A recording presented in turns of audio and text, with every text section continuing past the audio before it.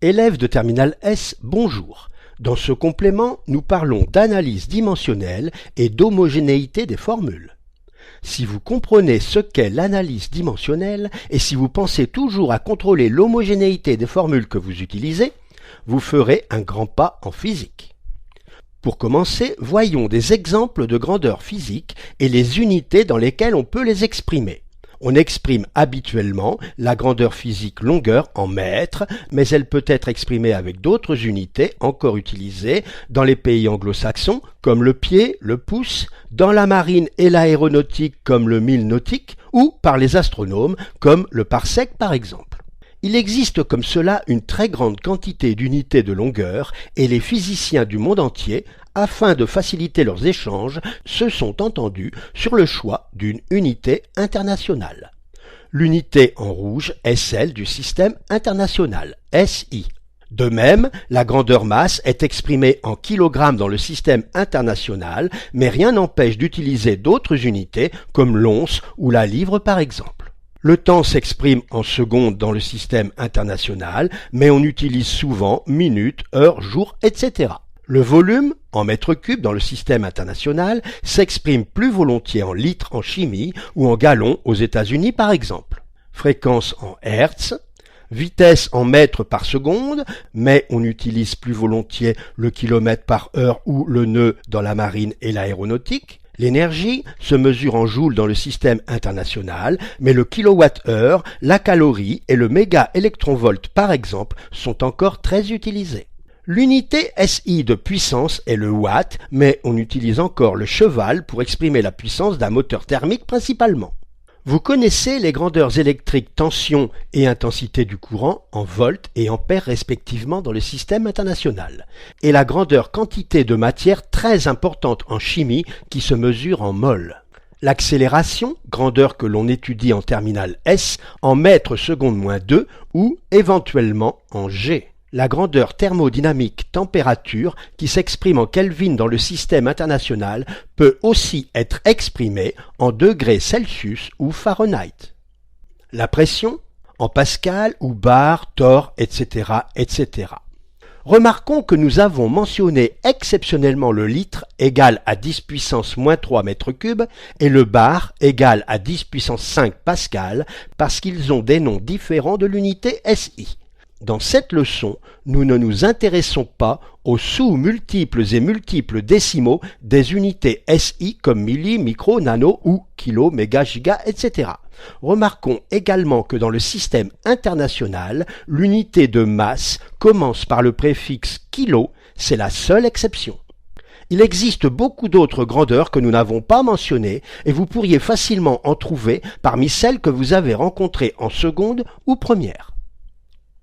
Les grandeurs physiques sont très nombreuses. Ce n'est pas le cas des grandeurs fondamentales qui ne sont que 7. Il y a d'abord les grandeurs purement mécaniques, longueur, que l'on note L majuscule, masse, grand M, et temps, grand T. Toutes les autres grandeurs purement mécaniques peuvent être exprimées seulement à partir de ces 3 grandeurs. Si vous étudiez l'électromagnétisme, vous avez toujours besoin des grandeurs mécaniques auxquelles il faut ajouter la grandeur purement électrique, intensité du courant électrique, notée I majuscule. De même, si vous étudiez la chimie, vous avez toujours besoin des grandeurs mécaniques, éventuellement électriques, auxquelles il faut ajouter la grandeur purement chimique, quantité de matière N. Enfin, dans l'étude de la thermodynamique, aux grandeurs de la mécanique, et éventuellement électrique, il faut ajouter la température θ. Il arrive qu'une grandeur n'ait pas de dimension, donc pas d'unité. Dans ce cas, on écrit le chiffre 1. Il existe une 7e grandeur fondamentale, mais elle n'est pas au programme de terminale S. Il s'agit de la grandeur optique, intensité lumineuse, que l'on mesure en candela. Mais nous n'en dirons pas davantage à ce sujet. Nous allons voir qu'une grandeur quelconque peut toujours être exprimée à partir des grandeurs fondamentales. Pour écrire les dimensions d'une grandeur mathématiquement, on met celle-ci entre crochets. Par exemple, pour les dimensions de la force, on écrit force entre crochets ou plus simplement F entre crochets. Même chose pour la charge électrique Q, la résistance thermique, la concentration molaire, etc. nous aurons besoin d'utiliser certaines propriétés que nous ne démontrons pas mais qui paraissent évidentes. Les dimensions d'un produit sont égales au produit des dimensions. Les dimensions d'un quotient sont égales au quotient des dimensions. Les dimensions d'une grandeur A à la puissance n sont égales aux dimensions de A à la puissance n. Voyons quelques exemples. Tout d'abord avec des grandeurs de la mécanique. Pour déterminer les dimensions de la vitesse, on choisit une formule quelconque faisant intervenir la vitesse. Par exemple, V égale d sur delta t. On en déduit que les dimensions de V sont égales aux dimensions du rapport, égale dimension numérateur sur dimension dénominateur, égale L sur t, soit Lt-1. Pour l'accélération, on peut utiliser la définition du vecteur accélération, mais pour l'analyse dimensionnelle, on n'a besoin ni de l'aspect vectoriel, ni de l'aspect dérivé. On procède comme précédemment et on trouve que les dimensions de l'accélération sont Lt-2. On peut choisir une autre formule, comme par exemple l'accélération centripète d'un mouvement circulaire uniforme. On trouve bien à nouveau dimension de A égale Lt-2. Pour les dimensions de la force, on utilise par exemple la deuxième loi de Newton, qu'on simplifie pour ne garder que l'essentiel. On obtient grandeur de la force égale masse, accélération, égale mLt-2. Dans le système international, le kilogramme mètre seconde moins 2 est appelé Newton. La pression est une force par unité de surface. On obtient dimension de la pression égale mLt-2, dimension de la force, divisé par longueur au carré, soit dimension de la pression égale mL-1 T-2. Quelles sont les dimensions d'une grandeur importante comme l'énergie?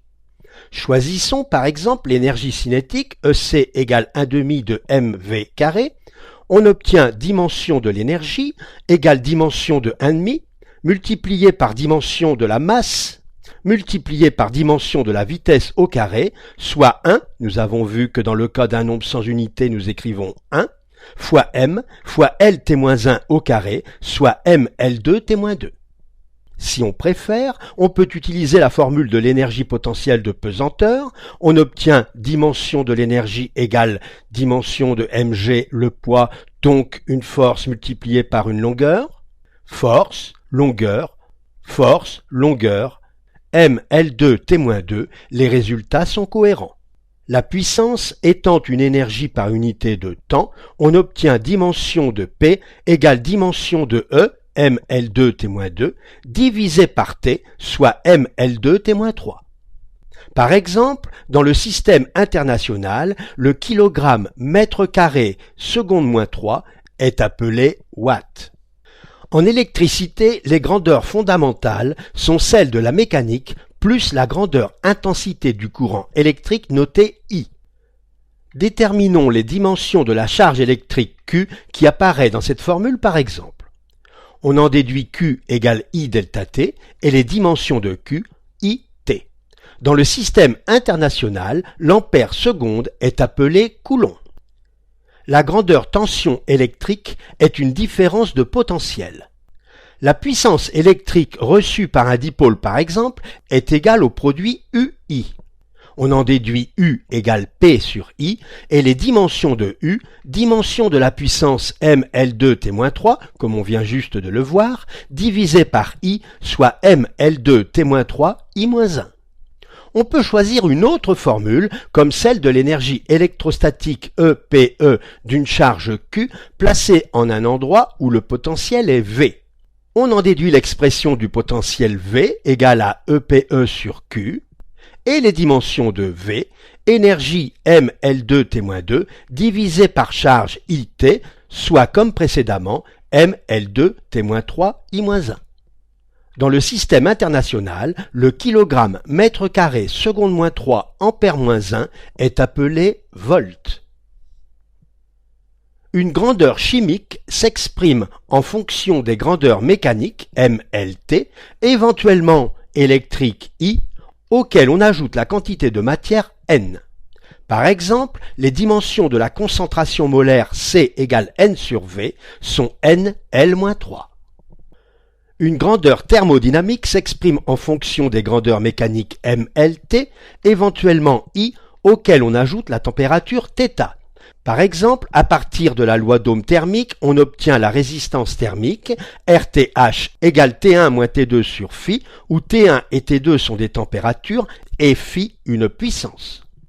RTH est homogène à une différence de température, donc température θ, divisé par puissance mL2T-3, soit masse moins 1 fois longueur moins 2 fois temps au cube fois température. Certaines grandeurs sont sans dimension.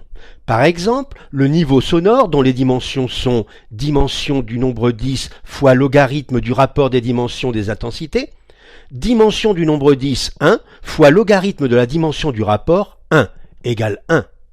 Vous serez peut-être surpris de voir écrit log de 1 égale 1, mais ici, 1 n'est pas le nombre 1, mais signifie sans dimension. Cette grandeur sans dimension a toutefois une unité, le décibel. De même, l'angle, défini comme le rapport de l'arc sur le rayon, a pour dimension longueur sur longueur égale 1. Cette grandeur sans dimension a aussi une unité, le radian ou le degré par exemple. On peut également citer des grandeurs sans dimension, comme l'absorbance, la densité, l'indice optique, etc., qui n'ont pas d'unité. Il faut toujours contrôler l'homogénéité des formules, car une expression non homogène est nécessairement fausse. Toutefois, l'homogénéité ne garantit pas la justesse de la formule. La première partie de cette leçon s'arrête ici. La prochaine fois, nous ferons des applications. À bientôt!